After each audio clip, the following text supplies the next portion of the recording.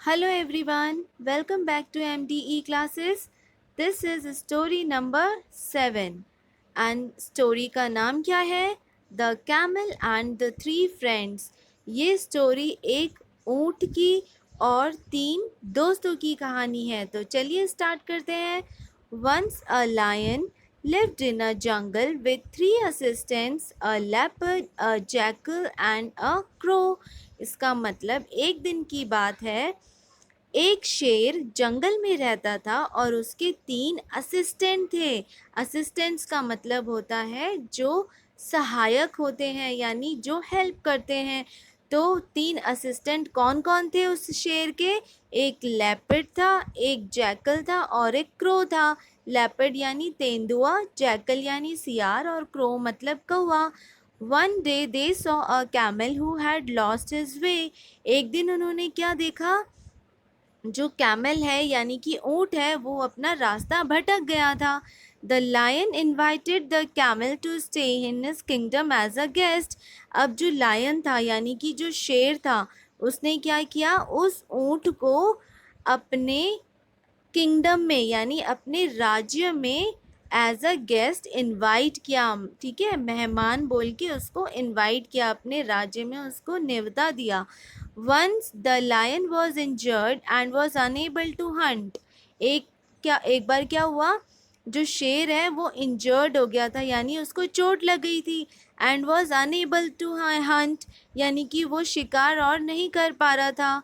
He ordered his assistants to bring him food. अब जो शेर के जो 3 असिस्टेंट थे, उसने उन 3 असिस्टेंट को ऑर्डर किया कि मेरे लिए खाना लाओ। But they did not find any and suggested that they eat the camel. अब वो जो 3 सहायक थे, उनको कोई उसके लिए खाना नहीं मिला था। ठीक है, तो उन्होंने क्या बोला? एक काम करो राजा, तुम कैमल को ही खा लो। मतलब शेर को बोला कि तुम ऊँट को ही खा जाओ। The lion did not agree. जो लायन था यानी कि जो शेर था, वो नहीं मान रहा था। वो जो शेर था वो खाना नहीं चाह रहा था उस ऊँट को। क्यों? क्योंकि उसने उस ऊँट को मेहमान के तौर पे अपने राज्य में रहने के लिए दिया था, इसीलिए। But the assistants convinced him that if the camel himself offered to be eaten, the lion would not refuse. अब क्या हुआ? लायन तो पहले मान नहीं रहा था, मतलब वो बोल रहा था नहीं, मैं ऊँट को नहीं खाऊंगा, मैं कैमल को नहीं खाऊंगा। लेकिन धीरे धीरे जो असिस्टेंट था, वो जो 3 असिस्टेंट थे, सहायक थे, उन्होंने शेर को कन्विंस कर लिया था कि लायन खुद ही अगर अपने आप को आपके पास सौंप देगा तो आप खा लोगे। तो लायन जो था उसने रिफ्यूज़ यानी लायन ने मना नहीं किया। अब क्या हुआ, चलो देखते हैं। When the camel arrived, the cunning assistants told the lion to eat them as food. मतलब अब जैसे ही ऊँट वहाँ पहुँचा, तो जो कनिंग यानी कि जो चालाक सहायक थे, उन्होंने शेर को बोला कि तुम इस ऊँट को खा जाओ, खाने के तौर पे इस ऊँट को खा जाओ। सीइंग दिस, अब ये देख के, the camel too offered himself. अब ये देख के कैमल यानी जो ऊँट है, उसने बोला ठीक है, तुम लोग मुझे खा लो। ठीक है, ऑफर कर दिया कि उसने अपने आप को खुद को सौंप दिया।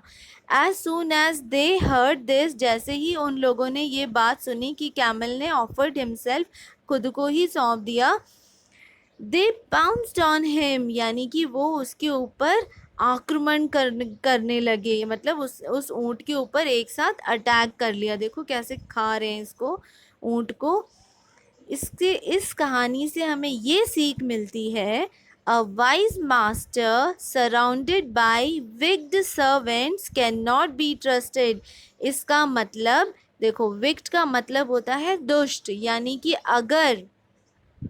अगर मास्टर बुद्धिमान है, यानी कि जो शेर अगर बुद्धिमान था, लेकिन उसके जो 3 असिस्टेंट यानी जो सहायक थे वो तो दुष्ट थे ना, तो इसकी वजह से हम उस शेर पे भी भरोसा नहीं कर सकते। यानी इस कहानी से हमें यह सीख मिलती है कि अगर दुष्ट सेवक से कोई अगर बुद्धिमान इंसान घिरा हुआ होता है, तो हमें उस बुद्धिमान इंसान पर भी विश्वास नहीं करना चाहिए। इसका मतलब हमें इस शेर पे भी, उस कैमल को, इस शेर पर भी विश्वास नहीं करना था, क्योंकि ये शेर तो बुद्धिमान था, लेकिन उसके जो 3 सहायक थे, जो 3 असिस्टेंट थे, वो तो दुष्ट थे ना। इसीलिए जब एक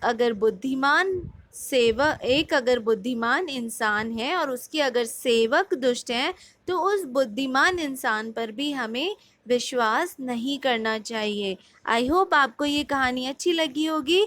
तो यह ऐसी ही कहानी सुनने के लिए मेरे चैनल को लाइक, शेयर और सब्सक्राइब करो।